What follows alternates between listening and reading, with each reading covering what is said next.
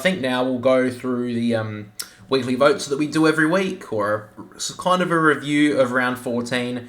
We started off round 14 at Adelaide Oval with Port Adelaide versus Geelong. Pretty big game. Geelong were just coming off the bye. Port Adelaide had their 10 wins in a row.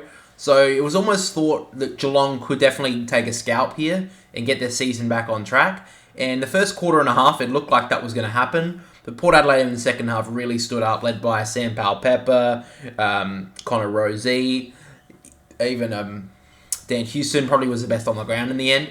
He was massive in that game. Not so much Zach Butters. He did kind of get tagged from Tom Atkins, which he actually did a really good job, Atkins, on Butters. But in the end, I think that Port Adelaide are definitely a contender now. They've won 11 in a row. And, I mean, eventually they will get knocked off by a team. But, I mean, they're currently top on the ladder. Collingwood probably take it back next week. But at the moment, Port Adelaide sit top. So you got to give them all the credit that they deserve. With the 3-2-1 votes now, 3 votes I gave to Dan Houston, 2 votes I gave to Connor Rozee, and the 1 vote I gave to Miles Bergman. Now, Houston off halfback was brilliant in this game. Gave a lot of drive off halfback. He was probably Port Adelaide's best by, I think, a pretty significant margin. Connor Rozee with the 2 votes. He's been brilliant this year. It's a little bit unfortunate for him because Zach Butters has been playing really well. That he's been a little bit overshadowed, but Connor Rozee and Zach Butters, they're going to be a lethal combination for Port Adelaide for years to come. And the reason why I gave Miles Bergman the 1 vote is because of his role that he played on Jeremy Cameron. Now, this 3-2-1 votes is not always a midfield thing, like I've mentioned multiple times. But sometimes it will be. Sometimes the midfielders will be the best player on the ground, which is, I mean, it's going to happen. And Miles Bergman would not have many disposals in this game. I think he would have only had like 10, maybe 15. But the role that he played on Jeremy Cameron was amazing. He didn't let Jeremy Cameron did not score a goal all night, I believe. He may have kicked one early, I think. But in the second half, he was amazing. He was undersized, and he just... I mean, I didn't even think that Bergman could even do that sort of role. He's been playing a lot more half-back wingman this year. But to go back on to one of the best key forwards in the competition and lock him down and keep him out of the whole game was an amazing feat. So I had to give Bergman at least the 1 vote. After that, on a Friday night, we had the Brisbane versus Sydney game. Sydney did play pretty well till about a quarter and a half, and it almost looked like, to be honest, that Sydney could actually pull this game out and take a big scalp and maybe get the season back on track. But late in the first half, Sydney's gave away, I think, 2 or 3 50-metre penalties, which just gave Brisbane the momentum, and they looked like winning throughout the rest of the night. They only did win by 16 points in the end, but nonetheless, they did play...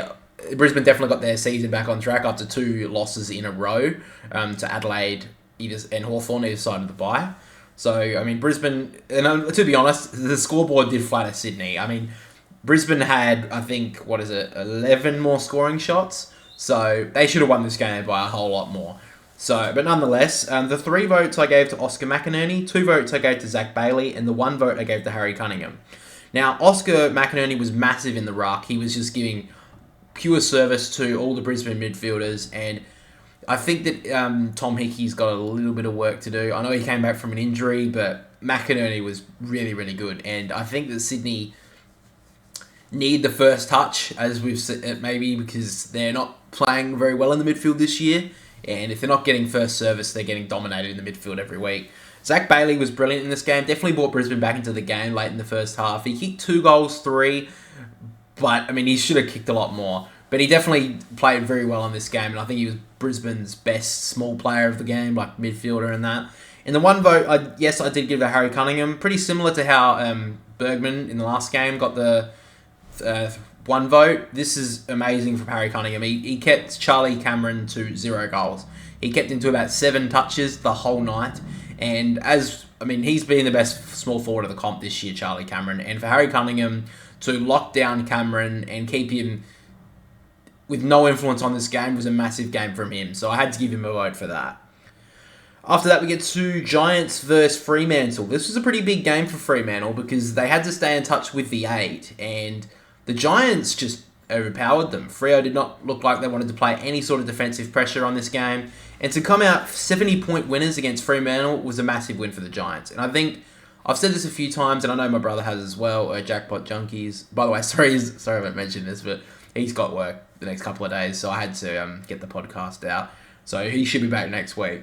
But we've been saying that Adam Kingsley is definitely the coach for the Giants, and they could make a late push through the finals, the Giants. I don't think they'll make it, but if they keep on winning these games, they're looking very good for the rest of the season. They've got a very good midfield. I think they could definitely... They're definitely going to be one of those teams that will keep the top 8 teams on us. So you won't be able to just bank a win against the Giants this year. But nonetheless, the 3 votes. 3 votes to Josh Kelly, 2 to Riccardi, and the 1 vote to Toby Green.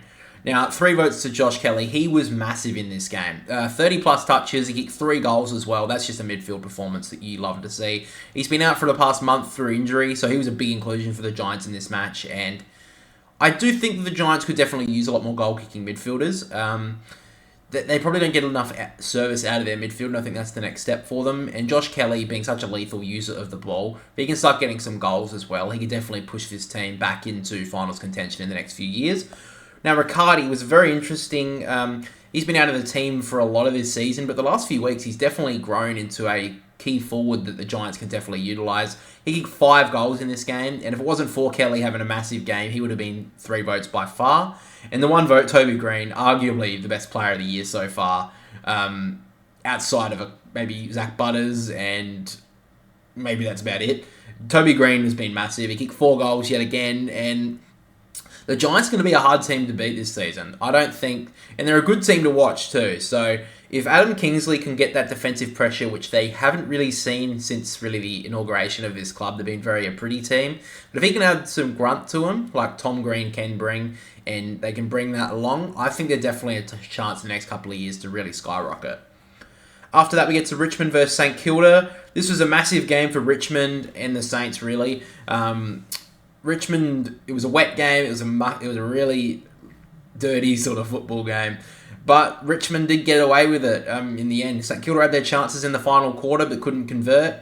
And led by Tim Taranto, Trent Cotchin, Dustin Martin, Nick Vlosten, there were a lot of players for Richmond who played really well in this game. And they're kind of pushing towards the finals now. They've won 3 in a row. They're definitely going to be like the Giants. They're going to keep the top teams honest. And they could definitely push towards the 8 if those players can keep their form as well. They were massive.